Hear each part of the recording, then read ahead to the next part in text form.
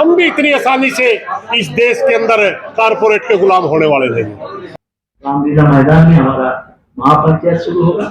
हजारों किसान पूरा देश से आ रहा है, दिल्ली मार्च करेंगे और दिल्ली मार्च से दोबारा आंदोलन फिर पूरा देश में शुरू करने का प्रयास करेंगे। इसलिए अडानी का ही तो कनेक्शन है, किसानों का तो सारा ही जो इतना मंडियां थी ना, सारे अडानी को तो दे रहे थे। अडानी का यही तो कनेक्शन है। हमारी मंडियां तोड़ करके अडानी के सेलों में ही अनाज ये स्टोर कर रहे थे। हमारी एफसीआई सबसे पहले एफसीआई तोड़ने के लिए 3.5 लाख करोड़ की कर्जदार बना दी। एफसीआई कितना बड़ा देश का वो था। एफसीआई वो संस्था थी किसानों के जिसको पूजा जाता था, क्योंकि अगर एफसीआई ना होती तो हमारी फसल रखने के लिए जगह नहीं थी, किसान की फसल खरीदी नहीं जाती। उसको बर्बाद करके सेलो बना रहे नहीं तो क्या किसी की हिम्मत है मोदी के राज में अडानी का कांडा चेक कर लेगा कि वो ट्रैली के साथ 5 क्विंटल कम तोल रहा है, 10 क्विंटल तो कम तोल रहा है। हमारे को दोनों तरफ से मारने की साजिश थी, इसलिए हमने नहीं किया। समृद्ध बना रहे हैं सर। हाँ, बहुत बढ़िया समृद्ध बना रहे हैं। आपको भी समृद्ध बना दिया होगा शायद। आपके पास पहुंचे क्या कर शाम को कुछ? हमारे को तो लूट के खा रहे हैं भाई, हम तो इतना जानते हैं। अगर आपको बढ़ाया तो समृद्ध आपके। आज भी किसानों की आत्महत्याएं जारी हैं, जो व्यवस्था से गैर बराबरी के आधार पर हो रही हत्या है। एक बाजू अडानी का साम्राज्य और दूसरी बाजू किसानों को न्यूनतम समर्थन मूल्य भी नहीं देने की साजिश इस अर्थव्यवस्था के प्रतीक है।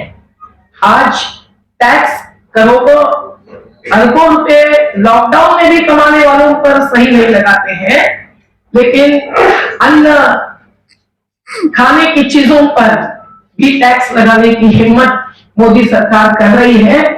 ये बहुत ही बेशर्मी बात है, हमें शर्मिंदा करने वाली है जो हम देश के नागरिक हैं। और आज हम देख रहे हैं कि फसल बीमा जैसी जो भी योजना हो रही है, उसके तहत भी 5 साल में 45,000 करोड़ रुपया कई कंपनियां कमाती है। हम देख रहे हैं कि जो बजट अभी पेश किया गया वो किसान विरोधी बजट है। कम से कम 30,000 करोड़ रुपए का आवंटन कम किया है। आज किसान मतलब जमीन मालिक ही नहीं, खेत मजदूर भी, पशुपालक भी, हमारे आदिवासी किसान भी जो जल जंगल जमीन पर निर्भर रहते हैं, सबकी आजीविका छीनने की दिशा में ये कॉर्पोरेटीकरण, भूमि अधिग्रहण सब कुछ लाया जा रहा है। ऐसी स्थिति में कल की किसान महापंचायत ये तमाम मुद्दे उठाएंगे। खेती बचाने के लिए जैविक खेती की बात करते हैं, जीएम फूड्स को मंजूरी देते हैं। बिजली बिल लाते हैं, पेट्रोल डीजल के साथ बिजली की कीमत बढ़ाने की निजीकरण के द्वारा साजिश चलाते हैं। कौन सी ऐसी योजना है जो किसानों को हक दे रही है? हमें 6,000 की, और महाराष्ट्र सरकार ने अभी जाहिर की वो 6,000 और 6,000 12,000 की भीख नहीं चाहिए, हमको हक चाहिए। किसान अन्नदाता है और फिर भी अन्न सुरक्षा धोखे में है। आज भी 3 कानून वापस करने के बाद राशनिंग व्यवस्था 2024 के पहले नहीं तो बाद में भी रहेगी या मिटेगी, ये खबर नहीं है किसी को। हमको पता है कि गोडाउन किसके हैं, एफसीआई बंद करने की साजिश है। मेरे भाई, इस देश के अंदर एक ऐसा माहौल बना दिया इन लोगों ने। कपड़े देख करके देश की जनता का धर्म देखता है प्रधानमंत्री। बड़ा दुर्भाग्य है। हमारा प्रधानमंत्री का ये फर्ज नहीं बनता किसी को। इनके सांसद धर्म के ऊपर टिप्पणी करते हैं, देशद्रोही घोषित करते हैं, नारे लगाते हैं देश के गद्दारों को, गोली मारे सालों को। इसी तरह का माहौल ये पंजाब में गड़बड़ करवा रहे हैं। ये मुझे लगता है हिटलर की कॉपी कर रहे हैं।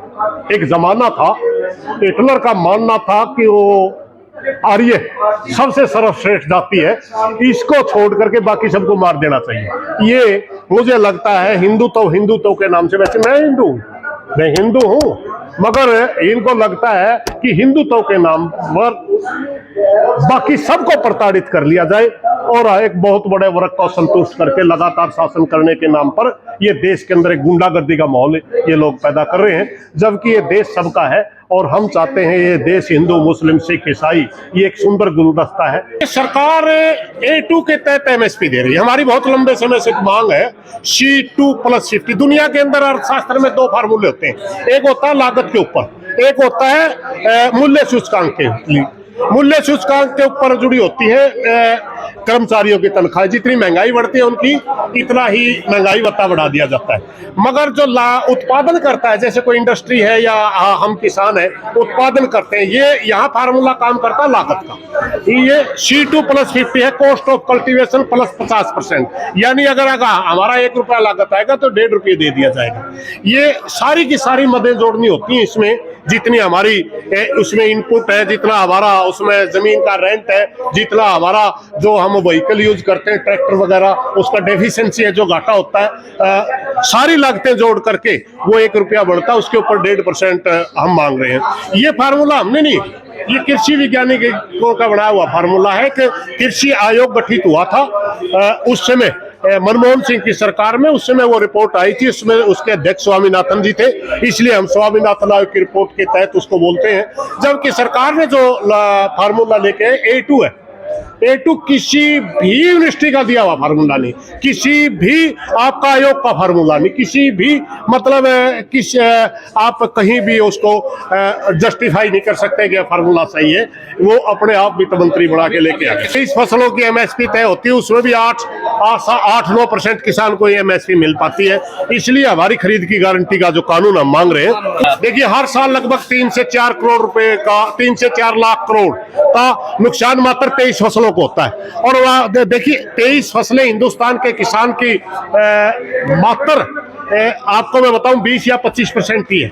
अगर कृषि का पूरा आप बाजार देखेंगे, मीट का कारोबार किसान से जुड़ा हुआ, दूध का कारोबार किसान से जुड़ा हुआ, सब्जी का कारोबार किसान से जुड़ा हुआ, मसाले का कारोबार किसान से जुड़ा हुआ, मछली पर उद्योग किसान से जुड़ा हुआ है। आपका जितने तरह के उत्पादन है, ये तो जो फसलें हैं मात्र इसमें दलहन है, तिलहन है, मोटे अनाज है, कपास है, गन्ना है, मात्र 23 फसल ही है इसमें। बाकी तो इसका कम से कम भी 70% 75% तो आज भी ओपन मार्केट में है। हमने उसकी MSP कभी मांगी भी नहीं।